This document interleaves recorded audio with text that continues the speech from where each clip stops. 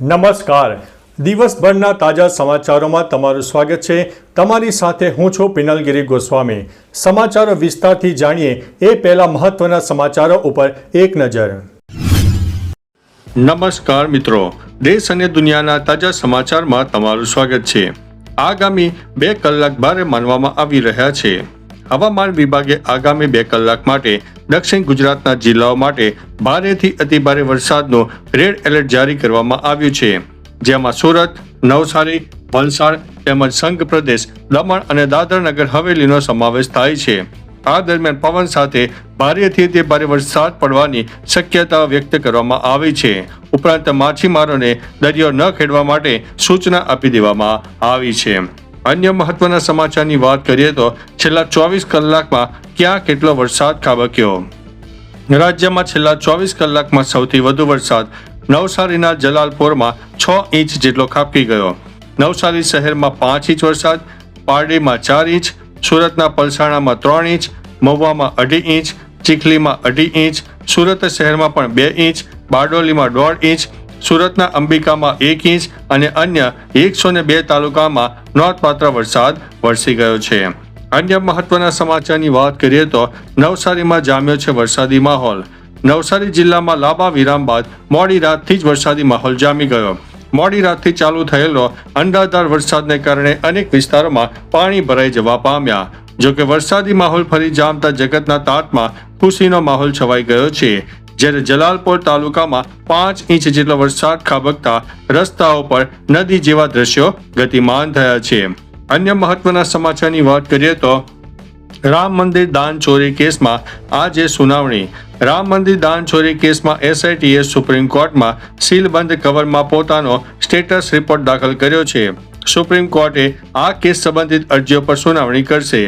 અરજીઓમાં શ્રી રામ જન્મભૂમિ તીર્થક્ષેત્ર trust દ્વારા પ્રાપ્ત દાન અને ચઢાવાના સંચાલનની તપાસની માંગ કરવામાં આવી છે. મુખ્ય ન્યાયાધીશ સૂર્યકાંતની અધ્યક્ષતાવાળી બેન્ચ આ કેસની સુનાવણી હાથ ધરશે. અન્ય મહત્વના સમાચારની વાત કરીએ તો યુદ્ધ વચ્ચે ભારતનો મોટો નિર્ણય. ઈરાનમાં સતત અમેરિકી હુમલાને ધ્યાનમાં રાખીને ભારતે તેના નાગરિકો માટે એડવાઇઝરી જારી કરી છે. ઈરાનની યાત્રા ન કરવા અને જે ભારતીયો પહેલાથી જ ઈરાનમાં છે તેઓ અસ્થાયી રૂપે દેશ છોડવા ઉપર વિચાર કરે. દૂતાવાસે ઈરાનમાં ભારતીય લોકોને સતર્ક રહેવા, સૈન્ય પ્રવૃત્તિવાળા વિસ્તારોથી દૂર રહેવા અને સ્થાનિક વહીવટી તંત્રના આદેશોનું પાલન કરવા અને સમાચારો ઉપર નજર રાખવા માટે અપીલ કરી છે. અન્ય મહત્વના સમાચારની વાત કરીએ તો ભારે વરસાદની આગાહી. હવામાન વિભાગે ભારે વરસાદને લઈને આગાહી વ્યક્ત કરી છે. અપર એર સાયક્લોનિક સિસ્ટમ સક્રિય થતા આજે સુરત, ડાંગ, તાપી, નવસારીમાં ભારે વરસાદ ખાબકી શકે છે. જ્યારે બનાસકાંઠા, વાવ, થરાદ, પાટણમાં પણ વરસાદની આગાહી કરવામાં આવી છે. ઉપરાંત મહેસાણા, સાબરકાંઠા, અરવલ્લીમાં સારો વરસાદ વરસી શકે છે. સૌરાષ્ટ્રમાં વિવિધ ભાગોમાં પણ વરસાદની આગાહી હવામાન વિભાગે વ્યક્ત કરી છે.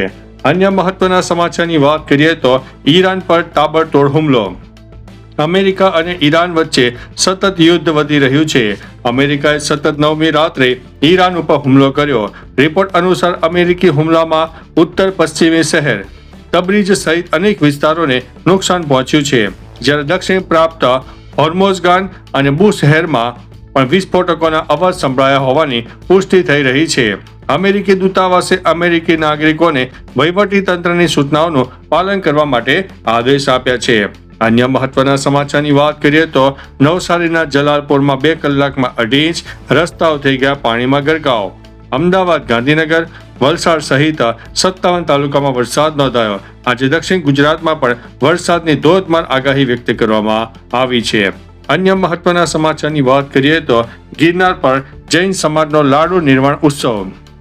મહિલા પીઆઈની નજર ચૂકીને મહિલાઓએ 30 સીડી પર લાડુ ચડાવ્યા. જાહેરનામા ભંગ વચ્ચે સનાતનની દૂધધારા યાત્રા પોલીસે અટકાવી હતી. અન્ય મહત્વના સમાચારની વાત કરીએ તો છેલ્લા 24 કલાકમાં ગુજરાતમાં ક્યાં કેટલો વરસાદ પડ્યો.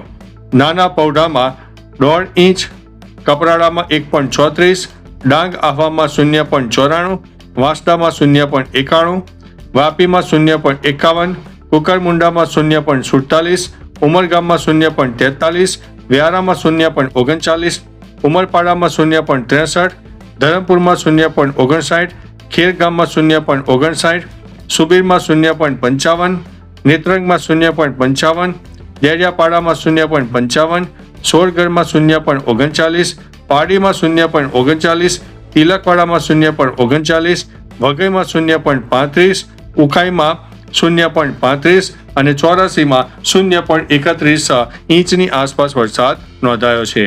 અન્ય મહત્વના સમાચારની વાત કરીએ તો બેંક જેવું લાગતું સેટઅપ, થઈ છે લાખોની છેતરપિંડી. 15 મિનિટમાં અસલી સોનું લઈને નકલી મેનેજર ખેલ કરી ગયો. જી હા દોસ્તો, ચેમ્બરની બાજુમાં લોકર રૂમ અને ગુપ્ત દરવાજો હતો. ઇન્ટરવ્યુ આપવા આવેલા લોકોને બેંકનો સ્ટાફ પણ બનાવી દીધો હતો.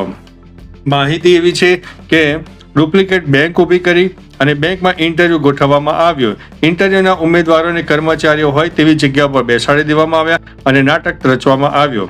ત્યારે રથયાત્રામાં સોનાના બિસ્કિટની જરૂરિયાત છે તેવું બેંકે એક જ્વેલર્સવાળાને જણાવ્યું અને તે મુજબ લાખો રૂપિયાના સોનાની ડીલ થઈ અને કહ્યું કે સોનું તમે ઓફિસે આપી જજો અને રોકડા પૈસા લઈ જજો. જ્યારે સોનું આપવા માટે કેબિનમાં બાપ અને દીકરો જાય છે ત્યારે સોનું બેંકના મેનેજરે લીધું અને કીધું કે બાજુની રૂમમાંથી કેશ લઈને આવું છું. તેમ કરતા બાજુની રૂમમાં ગયા અને જે ગુપ્ત દરવાજો હતી ત્યાંથી તે છૂમંતર થઈ ગયા અને લાખો રૂપિયાનું સોનું બચાવી પાડવામાં આવ્યું છે. એટલે કે જ્યારે બાપ અને દીકરાને થોડો સમય રાહ જોતા ખબર પડી કે અત્યારે તો કોઈ દેખાતું નથી, તપાસ કરતા જાણવા મળ્યું કે એ જે ડુપ્લિકેટ મેનેજર હતો એ છૂ થઈ ગયો છે. અને બેંકના સ્ટાફ જોડે માહિતી પૂછવામાં આવી ત્યારે તેમણે કહ્યું કે અમે સ્ટાફવાળા નથી, અમે તો ઇન્ટરવ્યુ આપવા આવ્યા હતા અને અમને અહીંયા આગળ બેસાડી દીધા છે. આ રીતે લાખો રૂપિયાનું સોનું લઈને તે ડુપ્લિકેટ બેંકનો મેનેજર ફરાર થઈ ગયો છે અને પોલીસે આગળની કાર્યવાહી શરૂ કરી છે. તો ચાલો મિત્રો, ફરીથી દેશ અને દુનિયાના સુપરફાસ્ટ સમાચાર લઈને મળતા રહીશો. ત્યાં સુધી અમને રજા આપશો. નમસ્તે.